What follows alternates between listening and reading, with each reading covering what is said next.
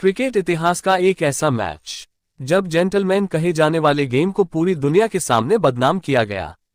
जी हां दोस्तों, भारत बनाम इंग्लैंड के बीच खेले जा रहे आखिरी वनडे मुकाबले में भारतीय टीम को जीतने के लिए अंतिम 6 बॉल में 11 रन चाहिए थे और नसीर हुसैन ने अपनी टीम की इज्जत बचाने का जिम्मा एंड्रू फ्लिंटॉप को सौंपा। पहले 3 बॉल में फ्लिंटॉप ने सिर्फ 5 रन खर्च किए और 5वीं बॉल में फ्लिंटॉप ने आखिरी विकेट के रूप में जवागल श्रीनाथ को क्लीन बोल्ड मारा, जिसके परिणामस्वरूप एंड्रू फ्लिंटॉप ने अपनी टी शर्ट उतारकर भारतीय क्रिकेट टीम के मंदिर कहे जाने वाले वानखेड़े स्टेडियम में एक अभद्र और वाहियात तरीके से जीत का जश्न मनाने लगा। अपनी ही धरती और अपने ही क्रिकेट के मंदिर में इस प्रकार का अभद्र और अपमानजनक सीन देखकर संपूर्ण हिंदुस्तान के करोड़ों जनता की आंखों से आंसू का तेजाब टपक रहा था। खैर, ये सीरीज 3-3 की बराबरी पर छूट जाती है। इसके साथ ही सौरव गांगुली के दिल में दे जाता है एक जख्म, जो बदलते वक्त के साथ अब वही जख्म नासूर बन चुका था। फ्लिंटॉप के नंगे अहंकार को जलाकर खाक करने के लिए सौरव गांगुली 7 महीने बाद इंग्लैंड के दौरे पर जाती हैं। साथियों, एनपॉवर टेस्ट सीरीज का दूसरा टेस्ट ड्रॉ होने के बाद ब्रिटिश मीडिया भारतीय टीम को धोखेबाज कह के चिढ़ा रही थी, क्योंकि भारतीय टीम ने धीमी ओवर की गति से गेंदबाजी करा, जिसके परिणामस्वरूप भारतीय टीम कम ओवर खेले और भारतीय टीम ऑल आउट होने से बच सके और इसके बदले आईसीसी टीम इंडिया पर सिर्फ 40% का जुर्माना लगाता है। सीरीज का तीसरा कारवां अब हेडिंग्ले पहुंच चुका था। हेडिंग्ले का पिच विदेशी टीम के लिए मौत का कब्रिस्तान होता था और ऐसे हाई इंटेंसिटी के साथ मैच प्रारंभ होता है। लेकिन मैच शुरू होने के पहले ब्रिटिश मीडिया ने एक लेख छापा, जिसमें बड़े बड़े शब्दों में साफ लिखा हुआ था कि सचिन के अंदर वो हुनर ही नहीं है कि वो मैच जीता सके। द्रविड़ को रन बनाने का मौका ही ना दो, फिर वो दबाव में आके कोई बुरा शॉट खेल देगा। और आउट ऑफ फॉर्म में चल रहे सौरव गांगुली का जिक्र ही क्यों करना, क्योंकि उन्हें तो जरा सा गुस्सा दिलाकर आउट किया जा सकता है। टीम इंडिया अब पूरी तरह तैयार थी। इंतजार था तो बस मैच प्रारंभ होने का। लेकिन मैच से ठीक एक रात पहले भारी बारिश ने हेडिंग्ले के सोए हुए शैतान को पूरी तरह जगा दिया था, जिसके कारण क्रिकेट दीवाने पहले बल्लेबाजी करने से हिचकिचाहट जता रहे थे। इसके उलट जीत का ख्वाब सजाए आक्रामक सौरव गांगुली टॉस के लिए मैदान में दस्तक दे चुके थे। सौरव गांगुली ने टॉस जीतकर पहले बल्लेबाजी करने का फैसला किया। दादा का जवाब सुनकर सर इयान बोथम चौंक गए। उन्होंने दोबारा गांगुली से सवाल किया, जिसके बाद शुरू होता है क्रिकेट इतिहास का एक यादगार और ऐतिहासिक मैच, जहां हर पल कदम कदम पर मौत थी। ऐसी गंभीर स्थिति में इंग्लैंड की पेस बैटरी का एक लेंथ पर गेंद रखना, जो कभी घुटनों तक भी ना आए तो कभी गर्दन तक पहुंच जाए, और पिच को बहुत जल्दी ही पेसर कॉम्बो के साथ हाथ मिलाकर पहला शिकार दबा लिया। आतिशबाज खिलाड़ी वीरेंद्र सहवाग 8 रन बनाकर पवेलियन को लौट आए। सहवाग का उदास और मायूस चेहरा ये साफ बयान कर रहा था, यहां बैटिंग करना तो भूल जाओ, जान बचाना भी मुश्किल होगा।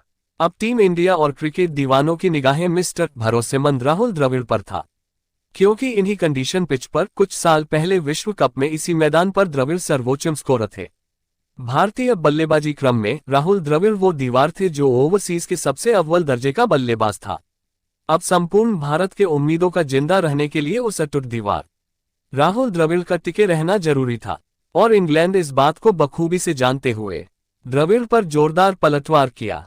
ब्रिटिश के लोकप्रिय पत्रिका ज्ञान में लिखा था, उंगली, सर, छाती, जहां मिले वहां द्रविड़ को मारा गया। राहुल द्रविड़ से इंग्लैंड टीम को सबसे ज्यादा खतरा था। ये बात जानते हुए पूरी इंग्लिश टीम जानबूझकर द्रविड़ को चोट पहुंचाना चाहते थे। इन सभी बातों को नजरअंदाज करते हुए द्रविड़ चुपचाप खूंटा गाड़े क्रीज पर खड़े हो गए, क्योंकि द्रविड़ को आभास हो गया था कि इंग्लैंड टीम मेरा विकेट नहीं बल्कि वो मुझे शारीरिक नुकसान पहुंचाना चाहते हैं। फिर द्रविड़ के प्लान के मुताबिक कमजोर गेंद पर हिट करना, वरना गेंद सीधे मेरे शरीर में। यहां एक बात तो तय थी कि वो जब तक द्रविड़ की कुटाई कर रहे थे तब तक वो द्रविड़ को आउट नहीं कर रहे थे। इसका मतलब अगर मैं बैट ही ना चलाऊं तो ना कैच ना ही एलबीडब्ल्यू, तो फिर मैं मार खाता ही रहूंगा। इंग्लैंड टीम के वो गेंदबाज जिनका प्रदर्शन सीरीज में अचूक गेंदबाजी था, वही अब लंच सेशन से पहले अपनी लाइन और लेंथ से भटक गए थे।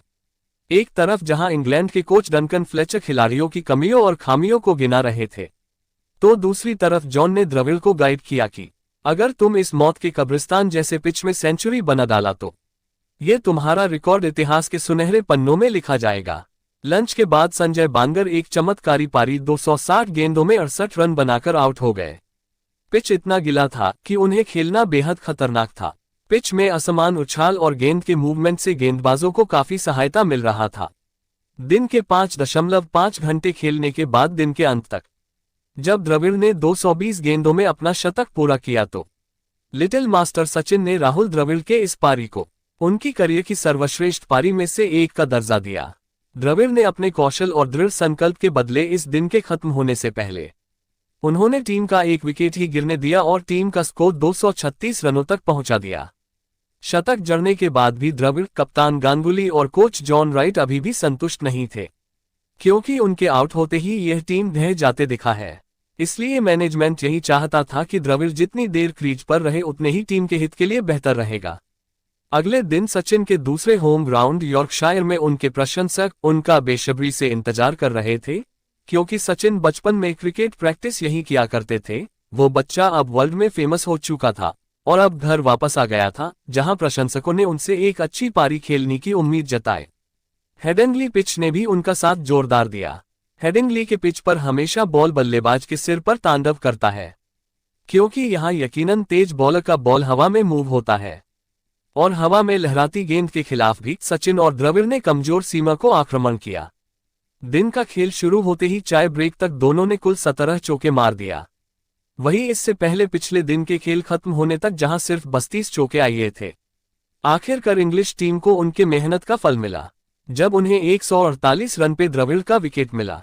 लेकिन इंग्लैंड टीम पर अभी खतरा बना हुआ था, क्योंकि दोनों ने मिलकर भारतीय टीम का स्कोर 331 रन तक पहुंचा दिया था, जहां से इंग्लैंड टीम का मैच में वापसी करना नामुमकिन होगा। इसी दृढ़ संकल्प के साथ सौरव गांगुली क्रीज पे आए। दोस्तों, गौर करने वाली है कि एक तरफ जहां स्टेडियम में सन्नाटा छाया था, वही जो टीम अब तक हताश, निराश और बेजान सी हो गई थी, वही इंग्लैंड टीम गांगुली के मैदान में आते ही उनके बेजान शरीर में ना जाने कहां से चुस्ती और फुर्ती आ गया और स्टेडियम शोर से गूंज उठा, क्योंकि ब्रिटिश टीम ने यह ठान लिया था कि मैच का नतीजा चाहे कुछ भी हो, हारे या जीते, उनको तो बस दादा से लॉर्ड्स में किए बेइज्जती का बदला लेना था, जिसमें सबसे आगे बॉक्सर बने ऑलराउंडर एंड्रू फ्लिंटॉक थे और अगले 5 से 6 ओवर दादा को कंसिस्टेंसी बाउंसर के साथ मुकाबला हुआ। दोनों के बीच बेहद गाली ग्लोस और आई कांटेक्ट भी हुआ। इस आग की चपेट में सचिन भी नहीं बच सके, जिसके कारण कई ओवर मेडन भी आए। मैदान के बीच चल रहे घमासान जंग का तोड़ आखिरकार सचिन ने निकाला, क्योंकि अब फ्लिंटॉक का सामना सचिन को करना था और जाइल्स का दादा को। सचिन को लगा कि उन्होंने जंग खत्म कर दी, लेकिन उनको एहसास भी नहीं था कि उनके साथ आगे क्या होने वाला है। और एक बड़ा दर्दनाक पल उनका बेसब्री से इंतजार कर रहा था, क्योंकि सचिन ने एक भूखे शेर का निवाला उनके मुंह से छीना था। उसके बाद तो सचिन की इस कदर से पिटाई हुई, मानो जैसे धोबी गंदे कपड़े को धोता है। आखिरकार दादा और सचिन का सब्र का बांध टूटा और दोनों ने ईंट का जवाब पत्थर से दिया, क्योंकि 2 दिन की लगातार असहनीय पीड़ा सहने के बाद हेडिंग का वो पिच अब शांत हो रहा था। ब्रेक से पहले जिस बाउंसर को लेफ्ट या झुक के छोड़ा जा रहा था, वही बाउंसर पे अब 4 या 6 निकल रहे थे और दादा तो जाइल्स को दौड़ा दौड़ा के ठोक रहे थे। ओवर बाय ओवर इंडिया का रन रेट बढ़ता गया और दोनों इस तरह सेट हो चुके थे कि जब अंपायर प्ले ऑफ के लिए गए तो दादा ने अपनी दादागिरी दिखाई और झट से मना कर दिया, जिसके बाद अगले 1 घंटे दादा और सचिन फुटबॉल मैच खेलने लगे और गोल पे गोल इंग्लैंड को लगा रहे थे। आखिरकार दादा जब आउट हुए तब तक 11 ओवर में दोनों ने 96 रन की तूफानी पार्टनरशिप की। सचिन अभी भी 108 रन पे नाबाद थे। सचिन का दोहरा शतक पूरा हो पाता कि उससे पहले महज 7 रन से चूक गए। इस गुस्से में भज्जी ने लगातार 4 चौके ठोक दिए। इसके बाद ही कप्तान दादा ने टीम का कुल 620 रनों पर पारी घोषित कर दी। फील्डिंग के दौरान जब सचिन ने खुलेआम चैलेंज किया कि हम किसी भी बल्लेबाज को टिकने नहीं देंगे, और क्योंकि भारतीय टीम का प्लान था कि जो भी बल्लेबाज क्रीज पर आए भारतीय टीम जबरन उन्हें उकसाने की कोशिश करते। दोस्तों, कांधा जरूर दूसरे खिलाड़ियों की थी, लेकिन बंदूक से गोली तो कप्तान दादा चला रहा था। और चौंकाने वाली बात थी कि 12वें ओवर में दादा ने भज्जी से बॉलिंग करा एक जुआ खेला और कहा मार सकते हो तो मारो, और उनका ये ट्रिक कामयाब रहा, क्योंकि ट्रेस्कोथिक जहीर के शिकार बने और मार्क बुचर कुंबले के पर सीरीज में 2 सेंचुरी लगा चुके माइकल वॉन सेट होता नजर आ रहा था। क्योंकि वो हाफ सेंचुरी जड़ चुके थे। तभी अगरकर की एक आउट स्विंग बॉल पे वो स्लिप में कैच थमा दिए। फिर इंडिया के लिए सोने पे सुहागा तब हुआ जब हल्की हल्की बारिश की वजह से हेडिंग का वो सोया शैतान फिर से जाग उठा, जिसके बाद भज्जी की फिर की बॉल ने चमत्कार ही कर डाला। अगले 2 बॉलर्स में फ्लिंटॉप और क्रॉली को पवेलियन भेजा। हालांकि भज्जी हैट्रिक विकेट लेने से चूके गए। हेडिंग्ली के शैतान की मदद से भज्जी और कुंबले ने रही कसर पूरा करा और इंग्लैंड टीम 275 रन पे ऑल आउट हो गई। बिना देर किए वो निडर, वो साहसी कप्तान दादा ने ब्रिटिश टीम को फॉलो ऑन दे डाला, क्योंकि उनकी डिक्शनरी में डिफेंसिव नाम की कोई शब्द है ही नहीं। और एक बार फिर दुनिया की बेस्ट स्पिन जोड़ी भज्जी और कुंबले को खुलेआम छोड़ दिया गया।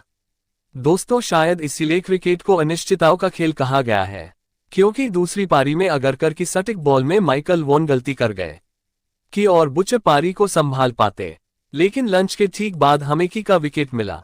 नासिर हुसैन का चेहरा देखने लायक था, क्योंकि इसके बाद रूटीन बॉल पे इंडिया ने बुचे और क्रॉली दोनों को दबोच लिया 0.0, परंतु विकेटकीपर बल्लेबाज एलेक्स स्टीवर्ट और हुसैन एक पार्टनरशिप बनाने लगे।